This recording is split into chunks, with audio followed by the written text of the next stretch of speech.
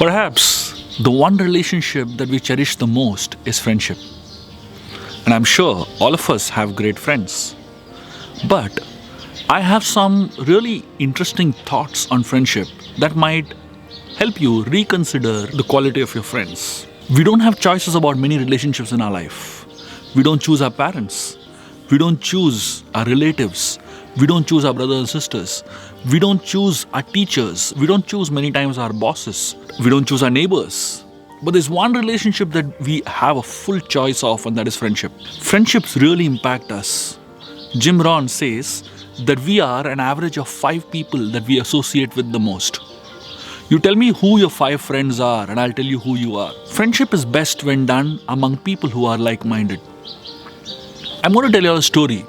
This is perhaps a story that you have heard in your childhood, but you would not have heard it in this context that I'm going to share with you all. This is a story from the Panchatantra, and this is a story of a monkey named Raktamukha.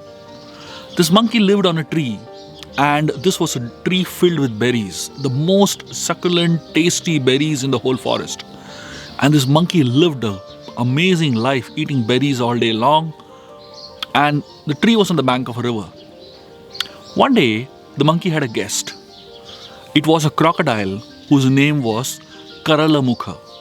And this crocodile just happened to come to the banks of the river and take rest under the shade of the tree. The monkey thought, it's a guest that I need to take care of.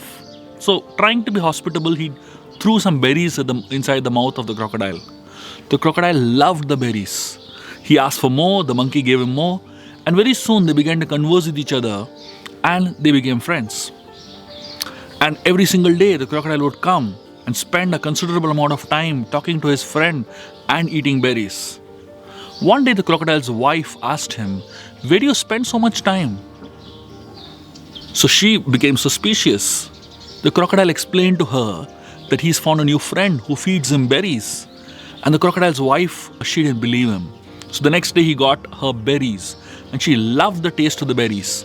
But she had a thought when she ate those berries. She thought, if the monkey that is eating such sweet berries every single day, what must be the taste of the heart of such a monkey?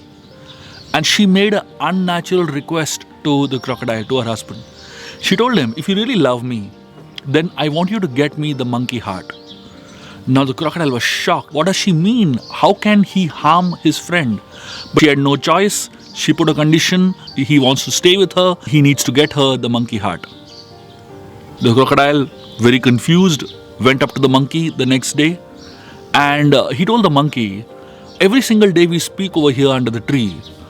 Today, why don't we just go on a joyride into the river? The monkey said, I can't swim so far. The crocodile said, don't worry, you jump on my back and I'll take you. The monkey was excited. He jumped on the back of the crocodile. They've reached right in the middle of the river. And while they were in the middle of the river, the crocodile decided to share the reality with the monkey. He needs to know the truth. He deserves to know the truth. The crocodile told him, I'm sorry, my friend. I'm not taking on a joyride, but this is going to be our last ride. My wife, she loved the berries and she felt your heart must be so tasty because you're eating berries every single day. The monkey realized he's in big trouble. And suddenly he came up with an idea. He said, oh, why didn't you tell me that? I would have got my heart. I left my heart on the tree. The crocodile panicked now. And he really didn't know what to do because he was scared of the reaction of his wife when she discovers there's no heart in the monkey. The crocodile was confused and the monkey said, I have a suggestion. The crocodile asked him, what's your suggestion? He said, my suggestion is, why don't we go back to the tree and I get my heart?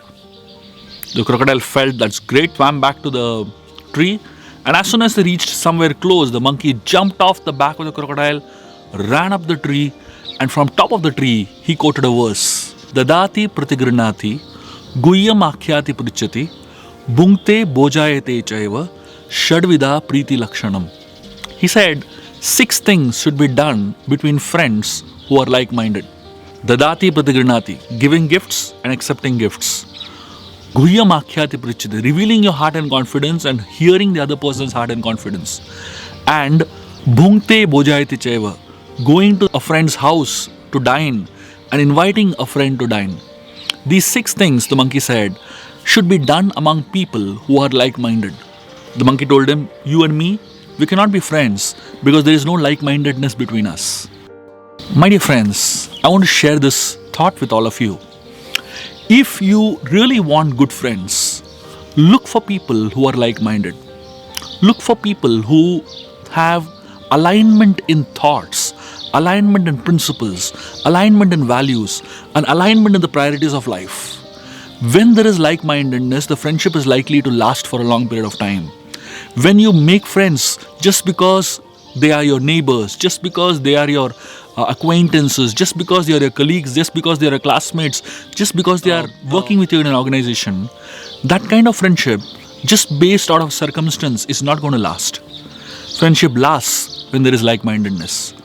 Choose someone who really thinks like you, feels like you, values things that you value, and has principles of life that are similar to what yours are.